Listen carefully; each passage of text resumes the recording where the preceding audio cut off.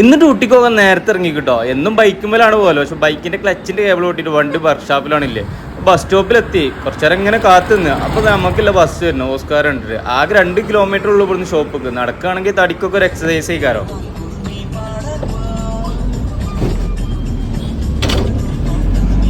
ബസ്സിൽ കയറുമ്പോൾ മാത്രമേ ഞാൻ ഇങ്ങനത്തെ പാട്ടൊക്കെ കേൾക്കുള്ളൂ. അല്ല നമ്മൾ യൂട്യൂബിൽ എത്ര തപ്പിയാലും ഇങ്ങനത്തെ ഒന്നും കേൾക്കലില്ല. അപ്പോൾ കുറച്ച് നേരം നിന്നപ്പോൾ തന്നെ സീറ്റും കിട്ടിയിട്ടോ.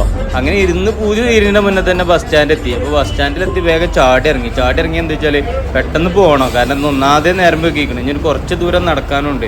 അങ്ങനെ വേഗം വലിഞ്ഞ് ഞാനട്ടോ ഷോപ്പിൽ ആദ്യം എത്തല്. ഫസ്റ്റ് എത്തുന്ന ആൾ ഞാനാണ് ഗേറ്റ് വർക്കൽ. ഇന്നലെ ഗേറ്റ് ശരിക്കും അടച്ചിട്ടില്ല തോന്നുന്നു.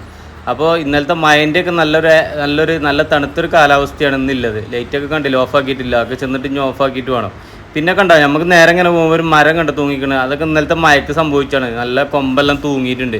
ഇപ്പോൾ വേഗം പണി തുടങ്ങണം കേട്ടോ. തലേന്ന് രാത്രി പോകുമ്പോൾ തന്നെ ഫുള്ള് പച്ചക്കറി സാധനങ്ങളൊക്കെ ഫുൾ ക്ലിയർ ചെയ്ത് ഫുള്ള് സെറ്റ് ചെയ്ത് കട്ട് ചെയ്ത് വെച്ചിട്ടാണ് പോവുക. അപ്പോൾ പിന്നെ രാവിലെ വന്നു കഴിഞ്ഞാൽ അത്ര പണിയില്ല. അല്ലെങ്കിൽ നമ്മൾ രാവിലെ വന്നിട്ട് എടുക്കുന്നതെന്നുണ്ടെങ്കിൽ ആകെ സ്വീപ്പായി പോകും. അപ്പോൾ ഏതായാലും 11 മണിയാകുമ്പോഴത്തേന് സാധനം ഫുള്ള് സെറ്റാക്കി വെച്ചിട്ടുണ്ട്. അപ്പോൾ പിന്നെ 11 മണി കഴിഞ്ഞാലാണ് ബാക്കിയുള്ള സ്റ്റാഫൊക്കെ വരിക. അപ്പോൾ പിന്നെ ബാക്കിയുള്ള ചൈനീസ് അൽഫാം ഇവരെല്ലാം 11 മണിയാവും എത്താം. അപ്പോൾ ആ സമയം വരെ ഞാൻ ഒറ്റയ്ക്ക് ഉണ്ടാവുള്ളൂ. അപ്പോൾ നല്ല ഹാപ്പി ആയിട്ട് പാട്ടൊക്കെ പാടിയിട്ട് അങ്ങനെ പണിയെടുക്കും. ഫുഡെല്ലാം റെഡിയാക്കി വെച്ച് ഞാൻ വേഗം ബ്രേക്കിന് പോകട്ടോ. ഇതാകട്ടെ നമ്മൾ ബൈക്ക് റെഡിയാക്കി കിട്ടിയിട്ടുണ്ട്. അല്ലെന്നില്ല ഇന്ന് മാനത്തിനൊക്കെ നല്ല തെളിച്ചുണ്ട്. മഴ പെയ്യോ ഇല്ലെന്നില്ല വൈകുന്നേരമാകാം. നിങ്ങൾ ഫോളോ ചെയ്യാൻ മറക്കല്ലേ.